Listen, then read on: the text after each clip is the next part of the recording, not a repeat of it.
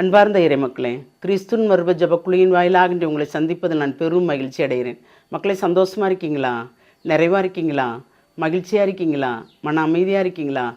மக்களே, ஒவ்வொரு நொடி பொழுதும் இறைவன் நம்மளை உற்று நோக்குகிறார். அந்த பயத்துடன் இறையச்சத்துடன் நாம் வாழும்போது தவறு குறைந்துவிடும், நம்மிடமுள்ள குற்றங்கள் குறைந்துவிடும், கோபங்கள் குறைந்துவிடும், எரிச்சல்கள் குறைந்துவிடும், முறுமுறுப்பும் குறைந்துவிடும் இல்லையா?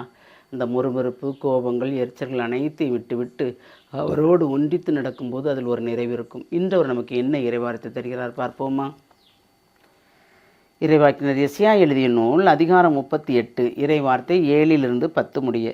தாம் கூறிய இந்த வார்த்தையை ஆண்டவர் நிறைவேற்றுவார் என்பதற்கு அவர் உமக்களிக்கும் அடையாளம் இதோ, சாயும் கதிரவனின் நிழல் ஆகாசின் கதிரவ கடிகையில் 10 பாத அளவு பின்னிடச் செய்வேன். அவ்வாறே சாயும் கதிரவனின் நிழல் அக்கடிகையில் 10 பாத அளவு பின்னிட்டது. யூதா அரசர் எசேக்கியா நோயினின்று குணமடைந்த பின் தீட்டியை எழுத்துவவியும், என் வாழ்நாள்களின் நடுவே இவ்வுலகை விட்டு செல்ல வேண்டுமே, நான் வாழ வேண்டிய எஞ்சிய ஆண்டுகளை பாதாளத்தின் வாயில் கழிக்க நேருமே என்றேன். பாருங்க, ஆண்டவர் எசேக்கியா மூலமாக சொன்னது என்னதுன்னா, நீ 15 ஆண்டு உனக்கு கொடுத்துருக்கேன், அந்த நோயில் நீ சாக மாட்டே இனிமே அப்படின்னு அந்த நோயிலிருந்து எழும்புறார். அந்த எழும்புறதுக்கு அவர் கொடுக்குற வார்த்தை என்னென்றால்,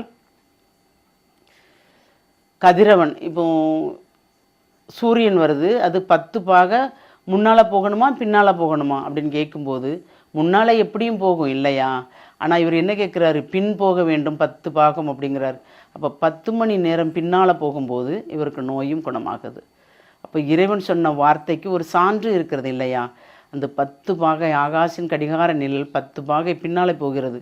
இப்போ கதிரவன் அந்த இடத்துல உதித்த இடத்துலேருந்து பின்னால் போய் அவர் சுகமாவதுக்குண்டான ஆற்றலையும் வலிமையும் கொடுக்குறது. அப்போ ஆண்டவர் பாருங்கள், அவர் வாய் நின்று புறப்பட்டு வந்த வார்த்தை ஒவ்வொன்றும் உயிருள்ள வார்த்தை, செயல்படுத்துகின்ற வார்த்தை. நாம் அவரோடு இணைந்து நடக்கும்போது அவர் கொடுத்த வார்த்தை எல்லாமே நமக்கு நிறைவேறும். அந்த நிறைவேறும் என்கின்ற நம்பிக்கையும் விசுவாசம் மட்டும்தாங்க நமக்கு வேணும். அப்படி நமக்கு அந்த நம்பிக்கை விசுவாசம் இருந்தால் மட்டுமே தான் இறைவனோடு ஒன்றாக நாம் நடக்க முடியும். இல்லை என்றால் எவ்வளவு நம்ம குட்டிக்கரன் அடித்தாலும் நடக்க முடியாது.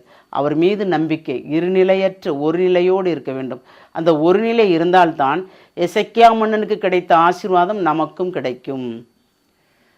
இவ்வுலக வாழ்க்கை என்ன வாழ்க்கை ஆண்டவரே, என்னை எடுத்துக்கொள்ளும் ஆண்டவரே என்று சொன்னால் நாம் அவருக்கு உகந்த வாழ்க்கை வாழ்ந்து அப்படி சொன்னோம் என்றால் அவரும் எடுத்துக்கொள்வார். போதும்மா நீ வாழ்ந்தது போதும், போதும்பா நீ வாழ்ந்தது அப்படின்னு ஆணோ பெண்ணோ அவருக்கு உகந்த வாழ்க்கை வாழும்போது அவர் எடுத்துக்கொள்வார்.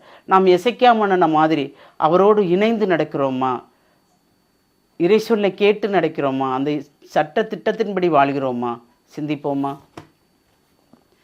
தாயும் தந்தையுமான இறைவா, உம்முடைய இரக்கப் பெருக்கத்துக்குள் எங்களை முழுமையாக ஒப்புக் கொடுக்கிறோம். மன்னரிலிருந்து அரசரிலிருந்து ஆண்டி வரைக்கும் உம்மை மட்டுமே நம்புகிறார்கள் ஆண்டவரே. உம்மை நம்பியவர்கள் யாரும் வெறுமனையாக செல்வதில்லை ஆண்டவரே. அதை நாங்கள் விசுவசிக்கிறோம், நம்புகிறோம். அந்த நம்பிக்கையில் தான் நாங்கள் ஒவ்வொரு நாளும் கடந்து வருகிறோம் ஆண்டவரே.